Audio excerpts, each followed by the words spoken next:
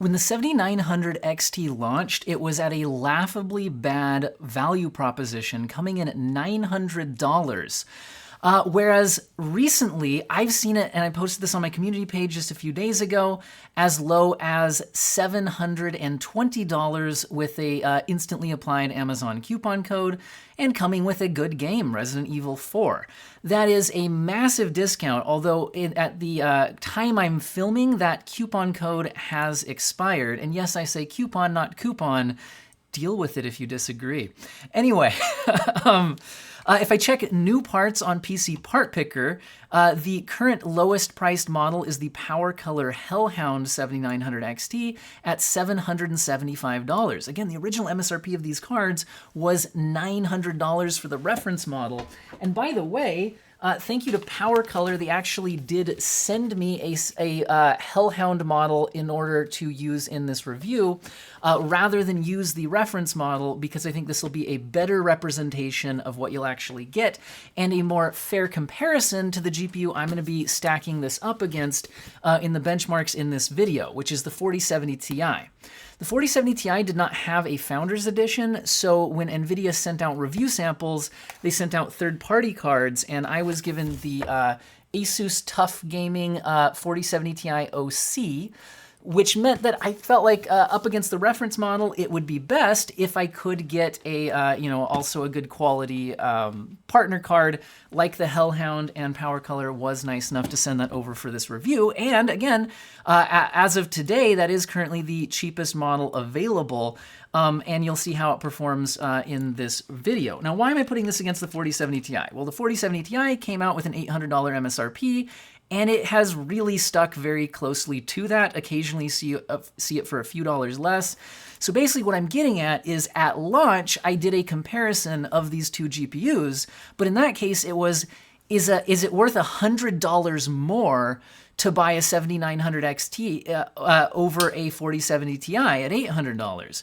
Whereas in today's video, we're looking at basically they either cost roughly the same, maybe a bit less for the 7900 XT, or it's also been very possible to find some, although fleeting, they'll probably, guys, usually when you see a GPU dip to a certain price point, it starts to hit that price point more regularly. So we're starting to see them available as low as $720, which really, really starts to be almost like, okay, right, compared to launch, $80 less than a 4070 Ti is a completely different question than should you spend $100 more than a 4070 Ti. Now, one of the big differences between these GPUs that we'll watch out for in the benchmarks is 20 gigabytes of VRAM on the 7900 XT versus the 4070 Ti, which is a 12 gigabyte card, which is still a lot, but that's an 8 gigabyte difference worth keeping an eye on. Anyway, let's go ahead and jump into the side-by-side benchmarks in the latest games. Yes, I have ResizeBAR enabled. Yes, I have Smart Access Memory enabled. But other than that, I'm running the GPUs at their out-of-the-box settings. Let's do the side-by-sides. I like to test the latest games and all of that. And I'll give you a bunch of final thoughts at the end. One of the latest releases pushing Unreal Engine 4 to its absolute limits is Star Wars Jedi Survivor, and at 4K epic settings, we see the 7900 XT with an 11% lead over the 4070 Ti, and just about tied in their 1% lows by the end of this benchmark run. Now, I will say that parts of this game are very CPU limited, so to do the GPU testing here, I found an area that is not, if you're in kind of more of the city areas and all of that. Anyway, the game has had a lot of patches since launch, excuse me. But anyway, this isn't really about how is Jedi Survivor doing lately. It's about testing these GPUs. So let's try turning on ray tracing. And this game's ray tracing mode does make a difference in some scenes. You'll see it as we go through the cave. The lighting will be very different than what you saw when we had the RT off. There's no big reflections of water here to show, but it does make a difference in those scenes. But it's not the most demanding ray tracing implementation I've seen, and here we actually see them basically tied on average FPS, although the 4070 Ti does end up with a 2% lead here, and 23% in the 1% lows, so a bit of a more steady frame time graph. Now, neither of these GPUs is completely crushing 60 FPS at 4K with ray tracing on, but they are playable in the mid-40s on a controller. If you drop down to 1440p resolution and epic settings without ray tracing, we are now seeing much higher frame rates. Although the frame time graph does look a bit smoother on the NVIDIA GPU, and you can also see that if you look at the 1% lows. Now, not every game is going to be like this, but I did notice this as well when I tested my 7900 XTX against my 4080 and 4090 in this particular game. But overall average frame rate, the 7900 XT is ahead by 11%. And that is, giving it over 100 FPS average through this scene, so overall performance is still quite good. And what happens if we turn on ray tracing? Well, again, coming from a 11% lead gives it enough headroom that even though NVIDIA has a ray tracing advantage, it's not all that far ahead at this point, with only a 6% lead in the averages, although once again, the 1% lows are telling a more dramatic advantage. And, again, looking at the frame time graph is another good place to look at those differences. Also, we can take a look at power draw. You will notice that the 7900 XT is drawing close to 330 watts versus the 250 to 260 watts or so that we're drawing on the 4070 Ti. So there is an energy efficiency lead for the NVIDIA GPU. Now let's move on to Unreal Engine 5. I'm sure that upcoming games will be more demanding than this one, but this is the first third-party, fully released, not early access Unreal Engine 5 game with Layers of Fear. The high preset is as high as it goes in this game, and at 4K high, we see the 7900 XT 2% ahead, and the 4070 Ti 2% ahead, and the 1% lows. In other words, they're basically tied. Now, the Lumen lighting system, which is in use here, can be hardware accelerated using ray tracing cores. And when we do that, the 4070 Ti moves ahead to a 4% lead, so not that big of a deal, 7% in the 1% lows. So again, still they are basically tied with the hardware accelerated ray tracing enabled here, and they're up in the mid-50s at 4K resolution at those settings. So again, I'm sure there will be more demanding Unreal Engine 5 games coming out. But if we drop down to the 1440p high settings, without hardware accelerated ray tracing, they are, well, once again about tied. The 7900 XT is up by 2% on the averages. The 4070 Ti is up by 1% in the 1% lows. I don't think you'd really be able to tell which GPU you were using when you were playing the game at these settings. Now, if we turn ray tracing on, we now see a 6% lead for the 4070 Ti. They're both still around 100 frames per second. I don't think you would notice a massive difference here. It's an 8% lead in the 1% lows, but again, single-digit percentages are going to be pretty difficult to really notice in actual use. So despite RT being on here, not a massive difference. Now, another, current-gen console-only game, not cross-gen, is A Plague Tale Requiem. This one looks excellent, and at 4K Ultra settings, neither GPU is going to lock a 60 FPS experience, although the 7900 XT is 11% ahead on the averages and 8% in the 1% lows. Although I will mention that this game does feature DLSS 3 frame generation, and this is, I feel like, a good implementation of it. I actually did use it when playing the game myself, especially on a controller in a slower-paced game in a very graphically demanding title. I think it really is an ideal place for frame gen. We'll test frame gen a bit at the end of the benchmarks here. For now, we're looking at raw performance, and at 1440p Ultra, both GPUs are giving excellent experience with the 7900 XT 2% ahead on the averages, and 1% in the 1% lows. Both of them around 80 FPS in this scene, but going for the averages throughout the little opening cutscene up over 90. Now let's look at some PlayStation 5 exclusives that have been ported to PC with The Last of Us Part 1. This game has been updated considerably since launch. It performs a lot better now, handles VRAM a lot better now. This is the patch 1.1. At 4K Ultra, we're seeing the 4070 Ti ahead by 6% on the averages and 2% in the 1% lows. Neither GPU is capable of a locked 60 frames per second in this game, with the 7900 XT kind of in the upper 40s and the 4070 Ti just slightly over 50. Still very playable, especially on a variable refresh rate screen. Now, if we drop down to 1440p Ultra, we see the 4070 Ti scale a lot higher than the 7900 XT did. I did double check my results, and this is repeatable, so it's just scaled a lot higher than I expected, but good result for the 4070 Ti here, 32% ahead on average and 36% in the 1% lows, although the 7900 XT is still offering over 70 frames per second on average, maxed out 1440p in this title. Now let's move on to one more PlayStation 5 exclusive that's been ported to PC. Now the load screens, which are designed in the benchmark to show off direct storage, do destroy my measurement of 1% lows in any meaningful way. But looking at the Ultra preset, which does include ray tracing, we're actually seeing the 7900 XT 4% ahead. How could that be? Well, it is reporting more than 12 gigabytes of VRAM usage on the 7900 XT, and the 4070 Ti only has 12 gigabytes. So this is probably the 4070 Ti's ray tracing advantage being held back by its 12 gigabytes of VRAM capacity. And when we move down to 1440p Ultra, that reduces the VRAM usage a little bit and is probably giving the 4070 Ti the chance to come back to basically a tie, a 1% lead. Although the 7900 XT is still reporting over 12 gigabytes at times, so once again, there could be some of that factoring in to the results, although it's not a lot over 12 gigabytes, so probably not too big of a deal here. Anyway, let's go ahead and move on to some cross-gen games. Let's start out with Resident Evil 4 Remake at the 4K Max preset, which does include ray tracing, and yet the 7900 XT is 11% ahead on average and 9% in the 1% lows. What's going on here? Well, the 7900 XT is reporting 16 gigabytes of VRAM allocation and almost 15 gigabytes of actual usage, so it is very possible that its larger VRAM buffer is giving it an advantage here, despite NVIDIA usually having a stronger ray tracing performance. And if we move down to the Prioritize Graphics preset, still at 4K resolution, we see the 7900 XT 11% ahead in averages and 1% lows. Now, this preset does not use ray tracing and does not go over 12 gigabytes of VRAM, at least in this scene I'm testing. So with all of that going on here, basically, we would have maybe expected with the ray tracing on for the 4070 Ti to have come back a bit, but we didn't see that.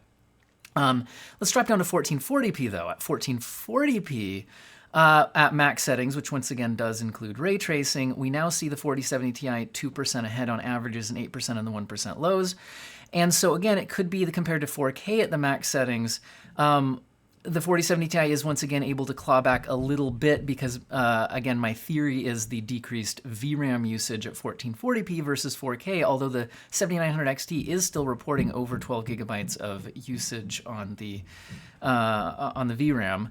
If we drop down to 1440p Prioritize Graphics, so again, not including ray tracing enabled, we now see the GPUs basically tied. The 7900 XT is 1% ahead on the averages, but the 4070 Ti is 9% ahead in the 1% lows. But even the 1% lows on the 7900 XT are over 130 frames per second, and the frame time graph is very smooth on both GPUs. And honestly, I turned ray tracing off in Resident Evil 4 even on a 4090 because it just doesn't look very good in that game, to be honest. Anyway, let's look at Call of Duty Modern Warfare 2 at the 4K balanced preset, and this game does tend to favor AMD hardware, and that is the case here. 33% lead for the 7900 XT, so a very good showing here, 21% ahead in the 1% lows. I know there's a lot of competitive gamers who spend most of their gaming time in one game, and if Call of Duty is your chosen game, you should certainly be aware of these results when selecting your GPU. If we drop down to 1440p balanced, and again, I use balanced rather than extreme because it's a competitive game. I think this is more like how people would actually use their GPUs in a competitive game. We see the 7900 XT 34% ahead on averages and 29% ahead in the 1% lows. The 7900 XT is averaging over 250 frames per second, although the 4070 Ti is still over 180 FPS, so it's not like it's going to give you a terrible experience or anything like that. It just is a standout title for AMD. Now, jumping into Cyberpunk 2077, at 4K Ultra settings, but no ray tracing or upscaling enabled, the 7900 XT is about 21% ahead on average and 26% in the 1% lows, giving the 7900 XT just shy of a 60 FPS average through the built-in benchmark, whereas the 4070 Ti is kind of in the upper mid-40s. So definitely a noticeable win here for the 7900 XT. Now, if we drop down to 1440p Ultra, we still see a pretty noticeable win for the 7900 XT with a 19% lead on average and a 14% lead in the 1% lows. Although here, both GPUs are definitely giving you a very good experience, especially for a single-player title. This 4070 Ti is averaging around 100 FPS, and the 7900 XT is closer to 120 FPS. So again, very good experience on both GPUs. But the main reason I still include Cyberpunk in my new game test is that it does have a very heavy ray tracing workload.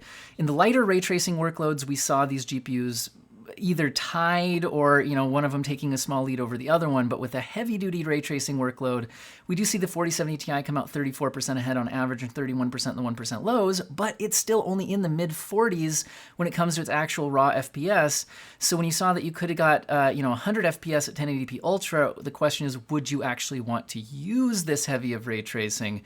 If you were likely going to be upscaling. So, and this is one of the big differences between the GPU vendors, including with frame gen available on the 40 series. So let's talk about it. The DLSS quality versus FSR2 quality results without frame generation are showing the 4070 Ti now well over 60 FPS, even going into the 70s or 80 FPS range.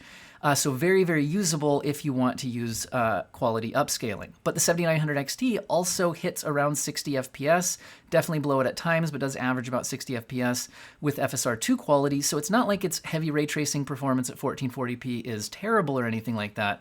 Although DLSS quality does look a bit better in motion than FSR2 quality does. So that's something to keep in mind. And then you do have frame generation. Notice at the very bottom of the screen, you see the PC latency. It's not really a real 120 FPS. It helps the visual smoothness, but rather than make the game more responsive, it's a bit less responsive. There can be some more image quality artifacts. I'll talk a bit more about this in the final thoughts section, which we'll hop to now. As usual, I like to start out with doing some division on a calculator. At the current lowest pricing available on PC Part Picker, the 4070 Ti is 3% more expensive than the 7900 XT. So these cost about the same. Although, as I pointed out, there have recently been some deals available, bringing the 7900 XT down as low as $720, and I have not spotted similar deals like that on the 4070 Ti. Perhaps I've missed them, but I do monitor this pretty closely, meaning the best deal you've been able to get recently on these it would be putting the 4070 Ti over 10% more expensive than the 7900 XT. Whereas compared to launch, this is what I mean about the 7900 XT being such a value comeback. At launch prices of $900 versus the $800 4070 Ti, it actually would have been the 7900 XT that would have been almost 13% more expensive than the 4070 Ti. So it's gone from being more expensive by almost 13% to at the current best pricing available, being 10% less expensive, right? That's a big swing in the overall value proposition. And what did we see in the overall results? Well, in a lot of situations, the 7900 XT was 10 or 11% faster. That seemed to be a fairly common result when ray tracing wasn't happening. When ray tracing was happening, a lot of times the 4070 Ti would just catch up to within single-digit percentages of the 7900 XT. We saw that in a number of cases. So in lighter ray tracing workloads, which is very common in a lot of games, we actually saw the GPU, the 4070 Ti, in other words, NVIDIA's hardware ray tracing advantage frequently just brought it up to about a tie with the 7900 XT rather than a win. And we did occasionally see situations like we did maybe in this one, and I realize this is the wrong game title right here. I'll probably fix this in editing for the actual side-by-sides.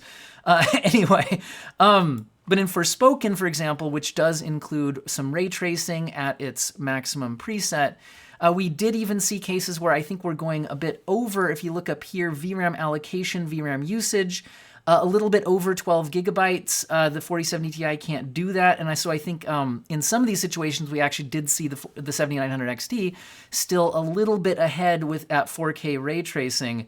We saw that again with like Resident Evil 4 Remake, where the 7900 XT was actually 11% ahead at 4K max settings. So a few places where the 20 gigabytes of VRAM was paying off versus 12 gigabytes, at least at completely maxed out settings at 4K with no upscaling. Now, how much that's going to impact you? Well, are you buying these GPUs at 4K or at 1440p? Because that's going to be an interesting question, because I think at 1440p, I'm not saying 12 gigabytes is never going to give you an issue, but I think it's going to be less likely to give you problems than it is at 4K, where we're already seeing a few, at least a few cases that hint at going over 12 gigabytes of VRAM in 4K resolution. That's a lot less common and harder to point out at 1440p resolution. Anyway, we did see a lot of interesting results. There were a few outlier titles that seemed to be a big advantage one way or the other. For example, if you play a lot of Call of Duty, either Modern Warfare 2 or Warzone 2, a lot of people are like, why don't you benchmark Warzone 2? It's the same game, guys. It's just the Battle Royale mode. When it comes, by same game, I mean like the same game engine, all of that. So the GPUs are going to perform similarly relative to each other in Warzone 2 as well, but Modern Warfare 2 has a built-in benchmark where it's easy to get accurate side-by-side comparisons, which is very difficult to do in a battle royale. Anyway, so we are seeing better results there. There were some other outliers. For example, if really the only advantage, I think there's two main advantages for the 4070 Ti. And you need to decide how much these matter to you, which is heavy ray tracing. So, for example, Cyberpunk 2070 RT Ultra, we do see a 34% lead for the 4070 Ti, which is certainly a noticeable win. Although, again, a lot of times I call this a Pyrrhic victory, where your advantage to push ray tracing this hard does take a big hit on the 4070 Ti as well. It's not getting you a 60 FPS experience at native resolution here. And the 7900 XT is certainly a worse experience, around 30 FPS. But is this really how you would play the game? And I think the answer for almost everyone is actually no. You're going to be drawn to one of these next two options. You're either going to be drawn towards backing off to 1440p Ultra with no ray tracing at the native resolution, and now both GPUs are giving you at least 100 FPS, if not more, and the 7900 XT is actually ahead by a significant margin in this title. Or you're going to be more drawn towards using upscaling technology in order to make the ray tracing possible, which is what I tested at the very end of the video. And this is where NVIDIA's big feature stack really comes into play. DLSS quality does have better image quality, but similar performance boosts to FSR2 quality. FSR2 quality is certainly usable at 1440p, but especially in motion, as objects are disoccluded, things like that. I mean, disoccluded means like something gets covered up and then exposed. It has a harder time reconstructing that, and you'll see a little bit more jaggies in motion, things like that. This works better in some games than others. But DLSS quality does generally look better. If you want to deep dive into the image quality differences here, I would highly recommend the video from Hardware Unboxed a couple months ago that looked at a huge number of games at multiple settings of DLSS and FSR to judge the image quality. So, they agreed with me that it is a win. I'm not saying they agreed with me in the video, like, we agree with Daniel. I'm just saying, like, they came to the same conclusion I do, which is that DLSS quality does look better than FSR2 quality, although FSR2 quality is certainly usable in most games at 1440p and 4K. But then you also get the frame generation question. So frame generation, in other words, I don't include it in the average performance differences because it's not an apples to apples comparison. Because, in other words, yes, we're getting like 120 FPS here, but that's going to give you the the motion smoothness of 120 FPS, but it's not going to give you the responsiveness of 120 FPS or the overall image quality of 120 FPS because this is inserting a kind of an interpolated frame in between every other frame that's actually generated by the game engine. Now, those are fake frames in the sense they're not generated by the game engine, but they're real frames in the sense that your eyes do actually see them, and it does help smooth out the motion on a high refresh rate monitor. It does add a little bit of latency, so if you run this, and maybe let me zoom out actually a bit here. Is it not showing up? I don't know. I think I've got my the window is too high, too low, whatever. There we go. You can see the latency counters down at the bottom now a little bit. But you can see that the latency goes up when you turn on frame generation versus when you have it off. It's not a massive difference, and NVIDIA Reflex does cut that down as well. I think if you have a high enough base frame rate like we do here, this is very usable. And I think playing RT Ultra with DLSS quality and frame generation in games that support it is certainly a choice that a lot of people would make. And other people would make the choice, again, like I said, just to go to native resolution, have real frames, no image reconstruction issues, things like that, and none of the downsides of that. So whichever those you're more drawn to could help you decide between the two GPUs. But anyway, the point is that at launch, at $900, also actually, before I'm done with frame generation, I should also mention, this is also very situational in that not every game has DLSS 3. Even if they do have it, you need a high enough base frame rate, I think, for the latency and image quality to come out good. I think around 60 FPS or above seems to be what works for me. Other people might be more sensitive or less sensitive to the issues with frame generation. And also, it's not really going to help you in competitive titles, any of that. But anyway, getting to my final conclusion here. At launch, the 7900 XT was a laughably bad value proposition. It was $100 more, or in other words, almost 13% more expensive than a 4070 Ti. Whereas now it's available at either slightly less or sometimes significantly less money than a 4070 Ti. Comes with 20 gigabytes of VRAM instead of 12, which we did see that at 4K resolution in certain situations does seem to be causing at least some issues now. And then the question is always further down the road, what's going to happen with that? So at this point, if I was buying a GPU in the $800 price range, I've got to say 12 gigabytes for $800 does feel pretty bad, and I'm going to give my nod to the 7900 XT. If, after all of this, you are still more drawn to the feature set, all of that, and you realize that you are the kind of person who's would prefer to make these choices rather than playing at native resolution choices, fair enough. But the 7900 XT is putting up a significantly better proposition than it did at launch, and this is one of the biggest value comebacks I've seen so far of this GPU generation. That being said, I would still like to see all of these GPUs across the board come down significantly. For example, I think I'd like to see the 4070 Ti coming in closer to $600 or $700, and I still would like the 7900 XT to be either the same or less than that. I think seeing it at a $50 to $100 discount sounds pretty good to me. So anyway, I'm not saying either of these is exactly where I want them to be, but we've seen a big comeback on the 7900 XT, which is certainly nice to see. Nice to see some GPU deals popping up that aren't terrible. Hopefully we see more of that as time goes on. I feel like I may have had something else to say. Yes, okay, last thing, if you are considering between AMD and NVIDIA, I focus on gaming performance. And I should always mention that not everybody only is a gamer, so if you do a professional workload, then you should research how well your workflow, the specific apps and the specific ways and features that you use in your apps, how well they're supported on AMD, because many apps and workflows work great on AMD, and in some of them, having the 20 gigabytes of VRAM versus 12 gigabytes of VRAM will be a significant advantage. However, NVIDIA does have a larger market share, and many apps are programmed for acceleration with NVIDIA's proprietary CUDA cores. There's certain now I'm not an expert on any of this, but I've heard things like Blender, which I don't use myself, are better supported on NVIDIA, that type of a thing. So you just need to look into your own professional workflow to make sure it is supported well by AMD before making that choice.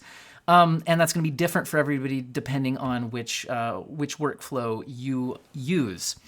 All right, guys, hopefully you found this revisit interesting. I have retested all of my high-end GPUs as well as all of my low-end GPUs, getting ready for the RTX 4060 review. So do expect a whole bunch more head-to-head comparisons on the channel coming up. Next few videos will probably be 4060 related, and then we might get into some more higher-end stuff as well. Definitely let me know, as usual, which head-to-head comparisons you are most interested in seeing, and I hope all of you have an excellent day.